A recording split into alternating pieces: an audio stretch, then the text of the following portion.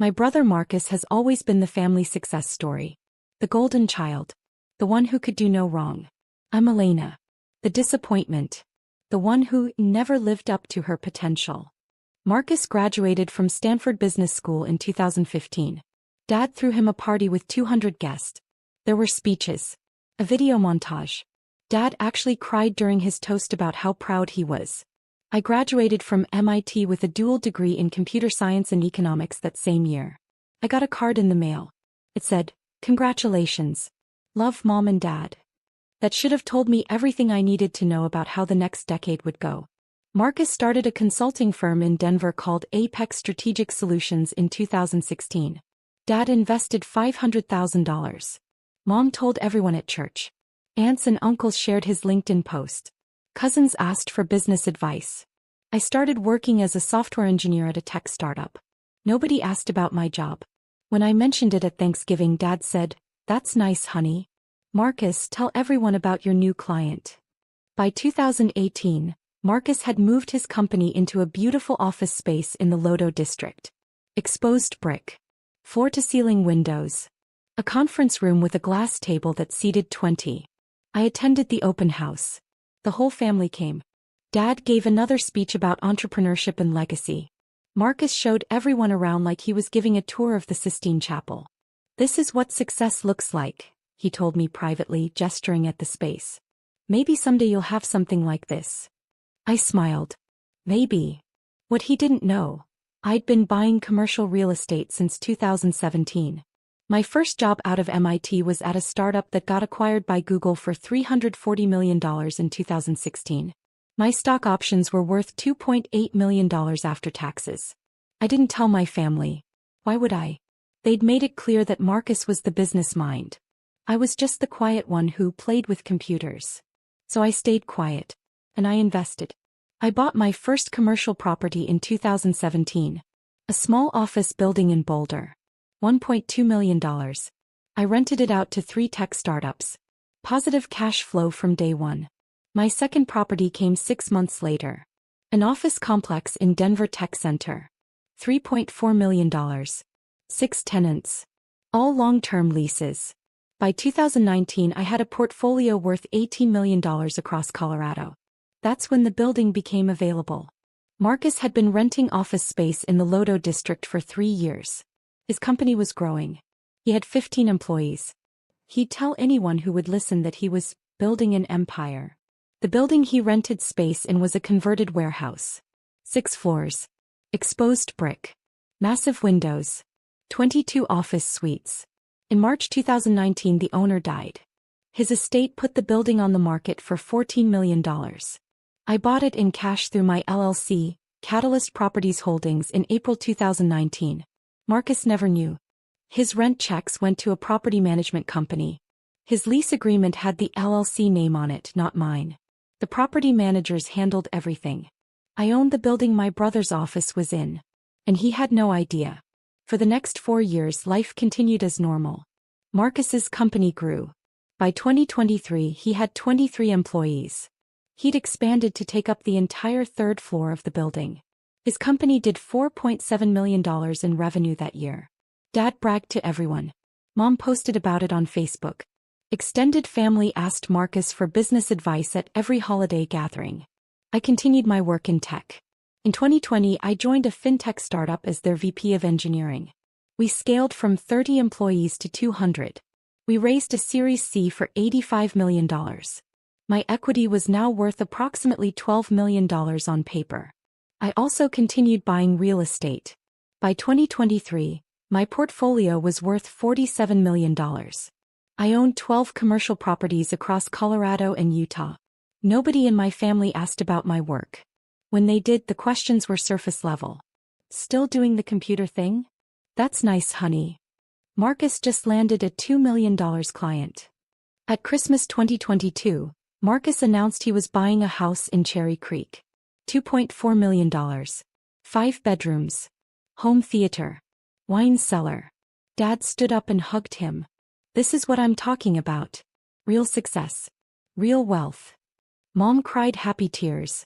I was sitting right there. I'd owned a $3.8 million penthouse in downtown Denver since 2021. Nobody knew.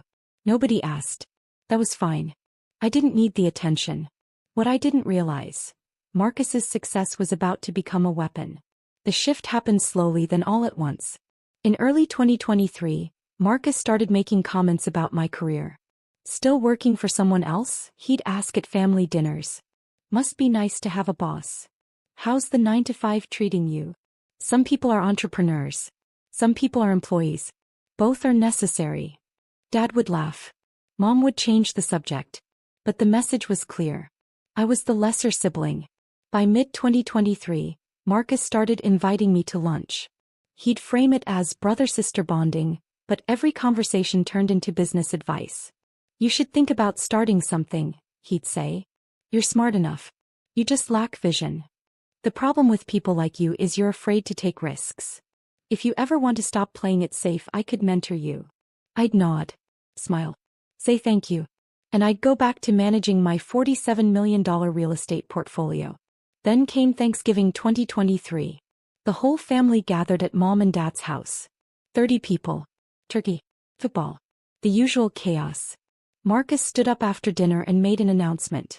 I wanted everyone to hear this together, he said. Apex Strategic Solutions is expanding. We're opening a second office in Boulder. We're projecting $8 million in revenue for 2024. Applause. Congratulations. Dad shook his hand. Then Marcus looked at me. Elena, I know you've been struggling to find your path, he said in front of everyone. If you ever want to learn how business really works, I'd be happy to bring you on. Entry-level position. You could learn from the ground up. The room went quiet. Mom looked at me hopefully. Dad nodded encouragingly. Cousins waited for my response. I smiled. That's very generous, Marcus. I'll think about it. What I didn't say, I owned the building his office was in. His company paid me $28,000 a month in rent through his lease agreement. I'd made $1.4 million from his rent alone over the past 4 years. But I stayed quiet. I wasn't hiding. I was watching. January 2024 arrived with new energy. Marcus's company had a strong end to 2023. He was confident, aggressive. He'd hired 3 new consultants and was negotiating 2 major contracts. He started inviting me to visit his office. Come see what real business looks like, he'd text. I'd make excuses. Too busy. Deadlines. Travel. But in February he wore me down. Come on, he said on the phone. 1 hour. Let me show you what I've built. Maybe it'll inspire you to finally do something with your life. I agreed to visit on a Tuesday afternoon. I arrived at 2 p.m. The building I owned. The office he rented. Marcus greeted me in the lobby like a CEO welcoming a dignitary. Firm handshake. Big smile. Welcome to Apex, he said. He gave me the full tour. The open workspace. The conference rooms. The kitchen with the espresso machine.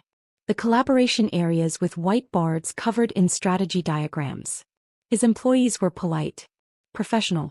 They clearly respected him. This is what 23 people and 4 years of hard work looks like. Marcus said as we stood in his corner office. This is what happens when you're willing to take risks. I nodded.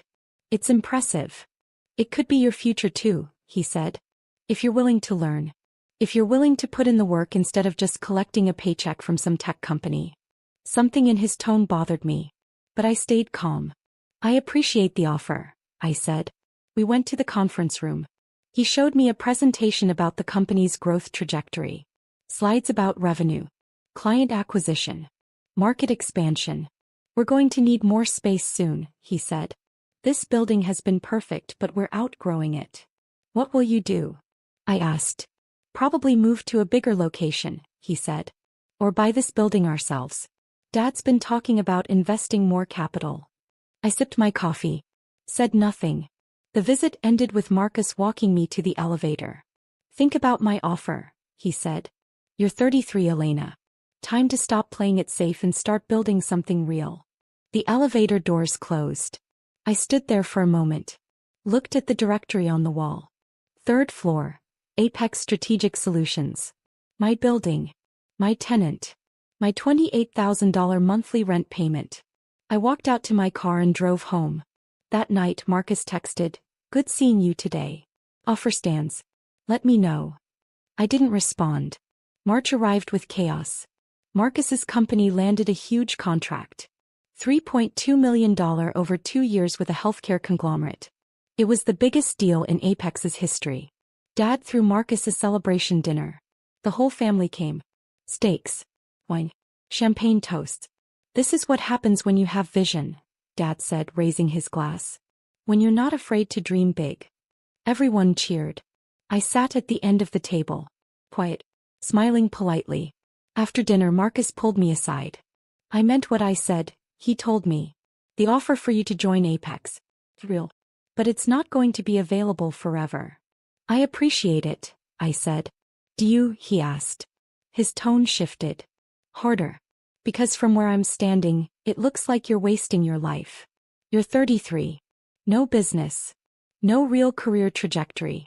You work for someone else making probably $120,000 a year?"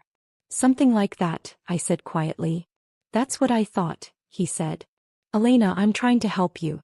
But you have to want to help yourself." I nodded. "I understand." "Do you?" he pressed. "Because I don't think you do. I think you've gotten comfortable being mediocre. And that's sad." Something in me snapped. Not anger. Just clarity. I looked at my brother. Really looked at him. "Marcus," I said calmly, "I'm fine. But thank you for your concern." He shook his head. "You're not fine. But okay. Keep telling yourself that." The dinner ended. I drove home. That night I made a decision. I wasn't going to tell my family about my success. But I also wasn't going to tolerate Marcus's condescension anymore. If he wanted to see me as a failure, fine. But I was done pretending his opinion mattered. April 2024 brought the breaking point. Marcus texted me, "Come to the office Friday at 2 p.m. Need to talk." I arrived on time. He met me in the lobby. "Come upstairs," he said. We rode the elevator in silence. 3rd floor. His domain. He led me to his office and closed the door. "I'm going to be direct," he said. "Dad's been talking about his estate planning. He's dividing assets between us. But he's concerned about you." "Concerned how?" I asked. "About your financial stability," Marcus said. "You don't own property. You don't have a business. You're just coasting. He's worried that if something happened to him, you wouldn't be okay." I stayed quiet. "So here's what I'm proposing," Marcus continued. "I'll buy you out of your inheritance now. Dad's portion would be about $400,000 for each of us. I'll give you $300,000 cash today. You can use it as a down payment on a house. Start building some real equity." I stared at him. "You want to buy my inheritance?" "For your benefit," he said. "So you can actually start building wealth instead of just existing paycheck to paycheck." "And you discussed this with Dad?" I asked. "He thinks it's a good idea," Marcus said. "He wants to make sure you're taken care of. This way you get capital now when you need it. I get more stake in the family business properties Dad owns. Everyone wins." I leaned back in my chair. "That's very generous." "I'm trying to help you," he said. "But you have to accept help, Elena." I looked around his office. The desk. The view. The framed photos of him with clients. All in my building. "I need to think about it," I said. His expression hardened. "There's nothing to think about. This is a good deal. Unless you're too proud to accept help from your successful brother." "It's not about pride," I said. "Then what's it about?" he demanded. "Because from where I'm sitting, you're about to turn down a lifeline because you can't admit you need one." I stood up. I said, "I'll think about it."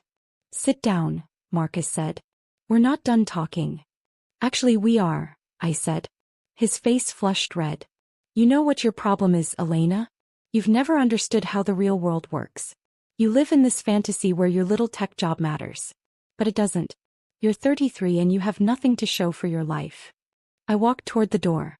"Don't walk away from me," Marcus said, his voice rising. "I'm trying to help you and you're being ungrateful and childish."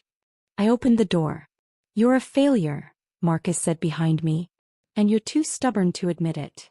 I walked out of his office. Through the workspace. Past his employees who had stopped typing to watch the commotion. I reached the elevator. Press the button. Marcus appeared in the hallway. Fine, he yelled. Go back to your mediocre life. But don't come crying to me when you finally realize you wasted your potential. The elevator doors opened. I stepped inside. This building is for real entrepreneurs, Marcus shouted. Not people who are too scared to take risks. The doors started to close. Pack your shit if you're ever here again, he yelled. This space is for people who actually matter. The doors closed. I rode the elevator down in silence, walked to my car, drove home, and made a phone call. Friday night I called my property manager. I need you to deliver something Monday morning, I said. To Apex Strategic Solutions. 3rd floor. Addressed to Marcus Chin, CO. What are we delivering? She asked. A lease violation notice and eviction proceedings, I said. I'm terminating their lease effective immediately for violations of Section 12, Clause 4, harassment of property ownership. Ms. Chin, she said carefully, that's going to create significant legal complications for you. No, I said. It's going to create complications for him. I want it delivered at 9 a.m. Monday. By courier.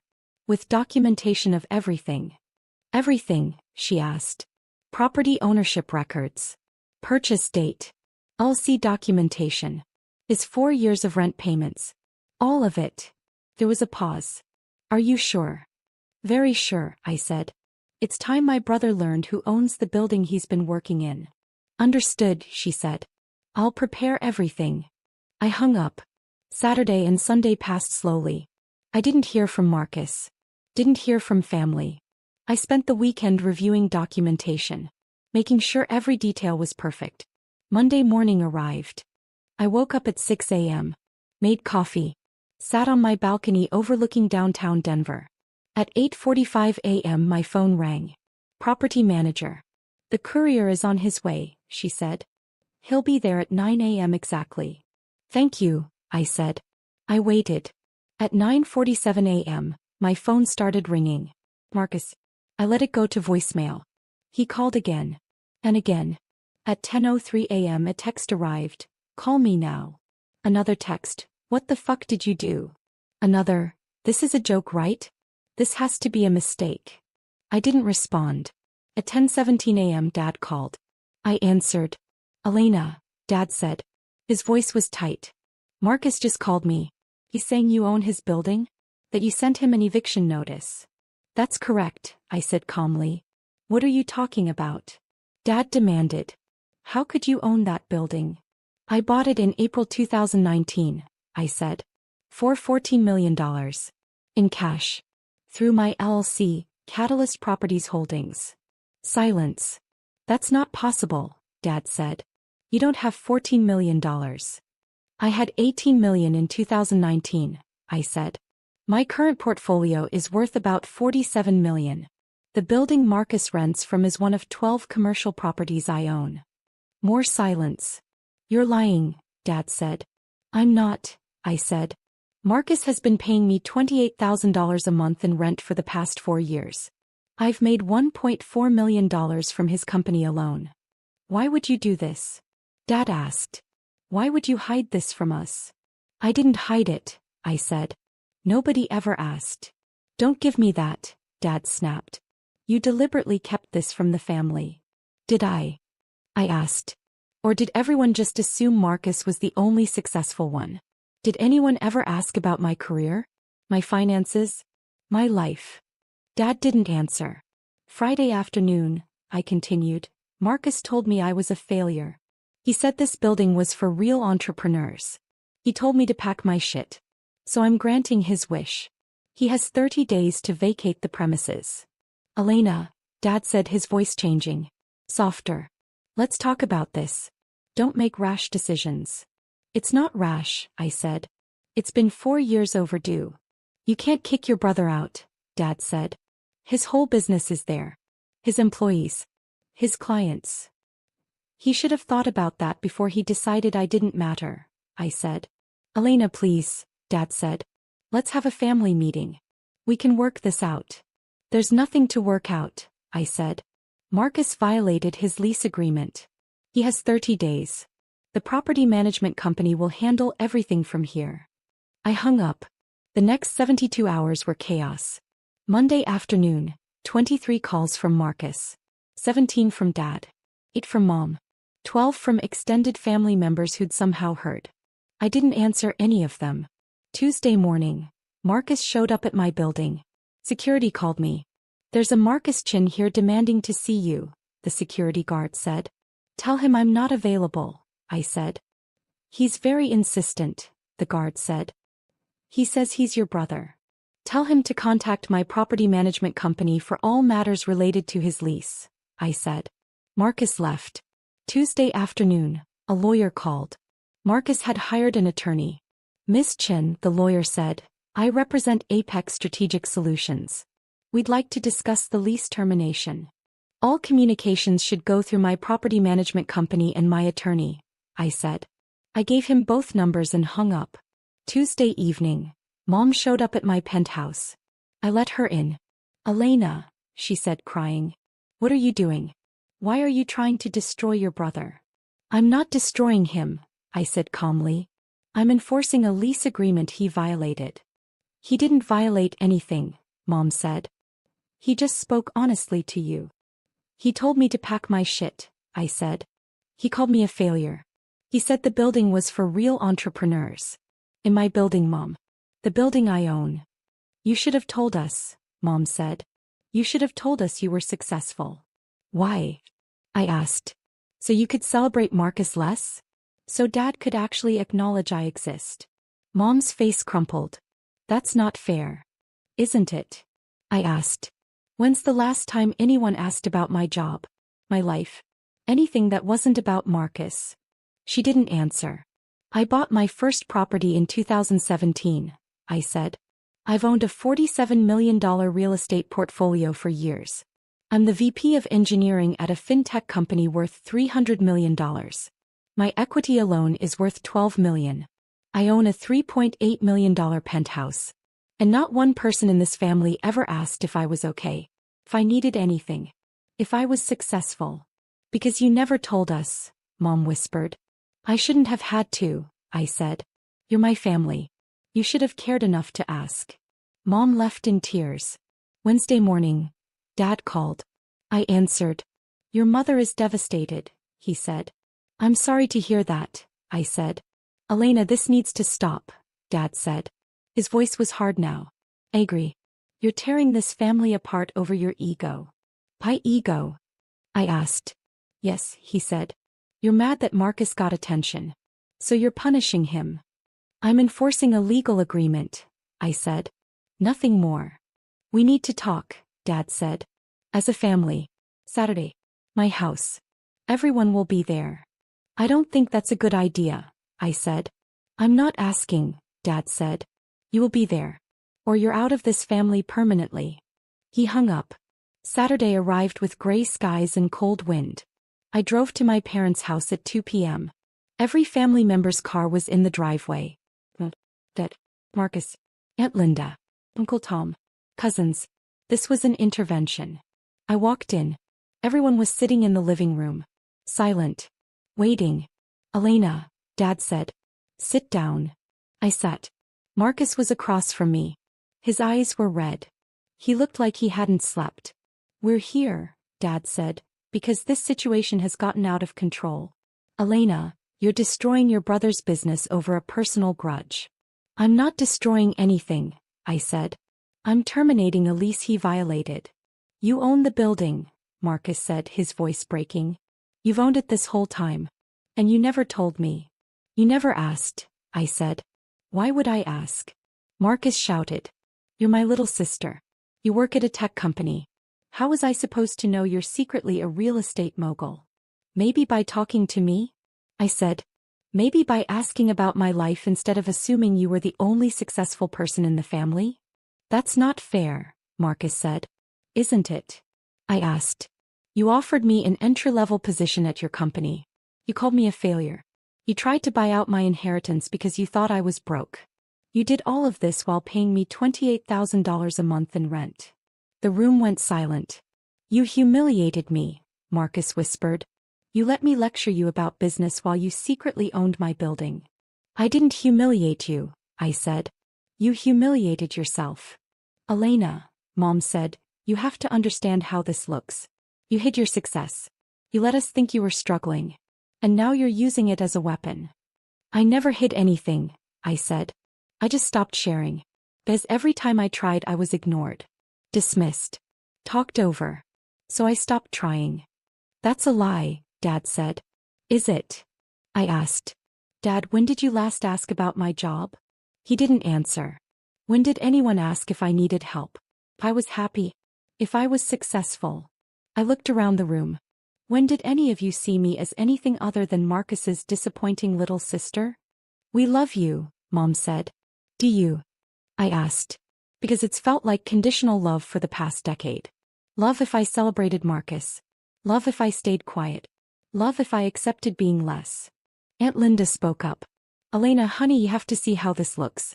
You're punishing Marcus because he's successful. No, I said. I'm protecting myself from someone who spent years treating me like I was worthless. And that person happens to be my brother. Marcus stood up. I'm sorry, okay? I'm sorry I didn't know. I'm sorry I said those things. But you can't destroy my business over this. I'm not destroying your business, I said. I'm giving you 30 days to find new office space. The same courtesy I'd give any tenant who violated their lease. This is different, Marcus said. I'm your brother. Exactly, I said. You're my brother. And you treated me worse than I'd treat a stranger. Elena, Dad said, standing up. Here's what's going to happen. You're going to withdraw the eviction notice. You're going to extend Marcus's lease. And we're going to move forward as a family. No, I said. Excuse me. Dad said. No, I repeated. I'm not withdrawing anything. Marcus has 30 days.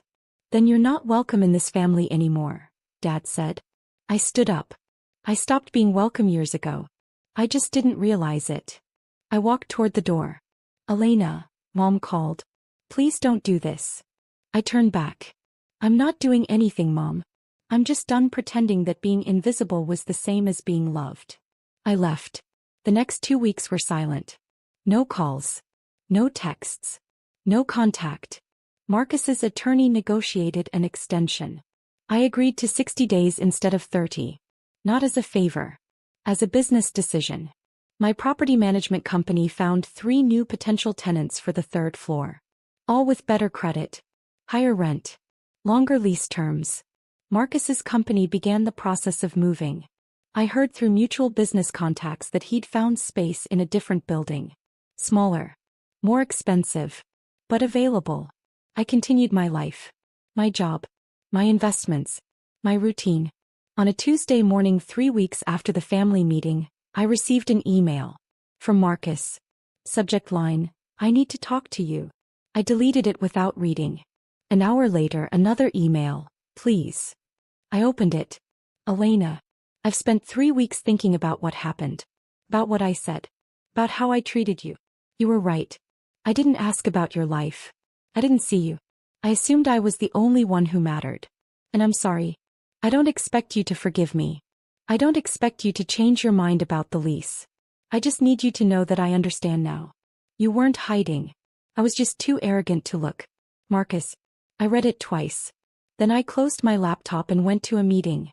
October 2024 arrived with golden leaves and cold mornings. Marcus's company had moved into their new space.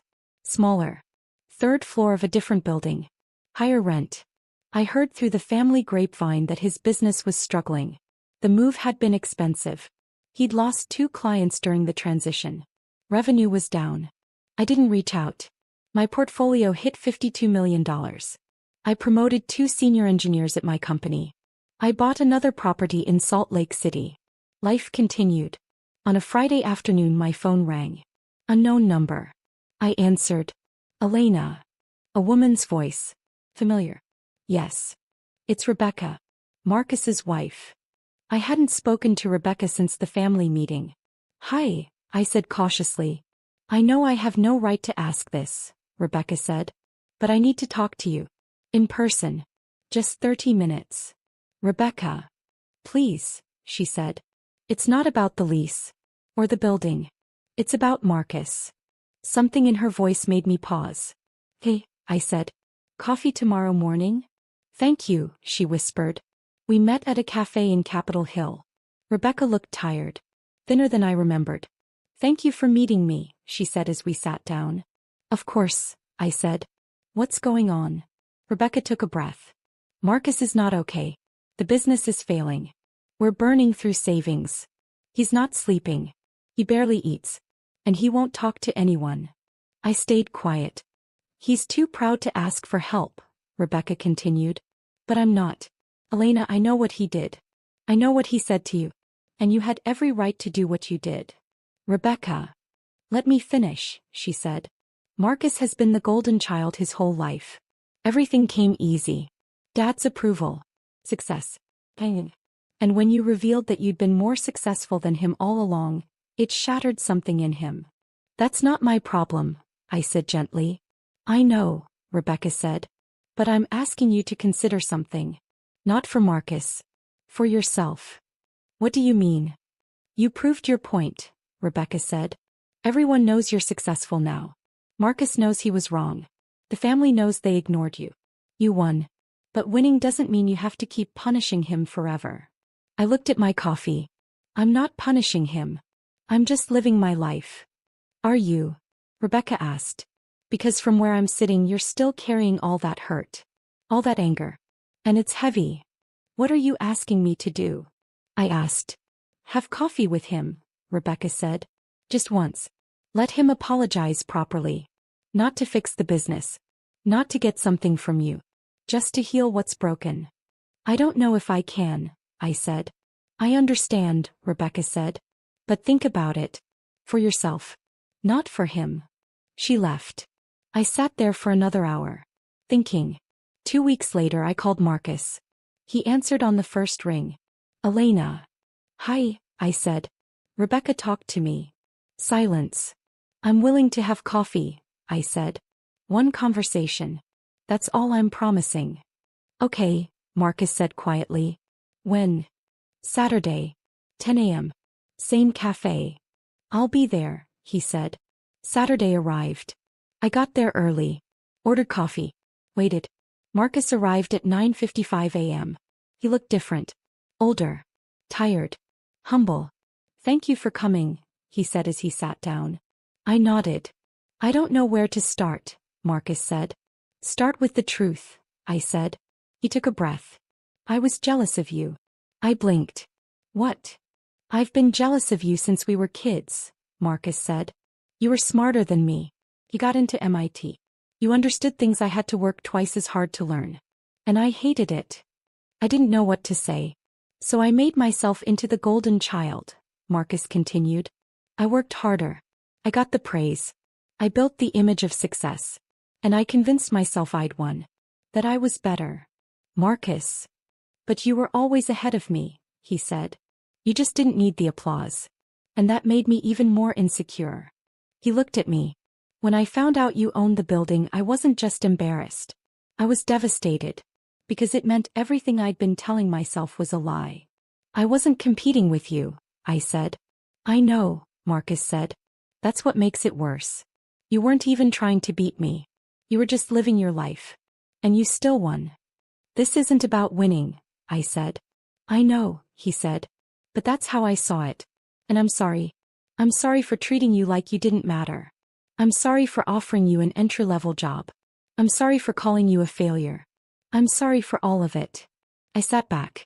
Do you know why I never told you about my success? Why? He asked. Because I didn't need to, I said. I didn't need Dad's praise. I didn't need Mom's Facebook posts.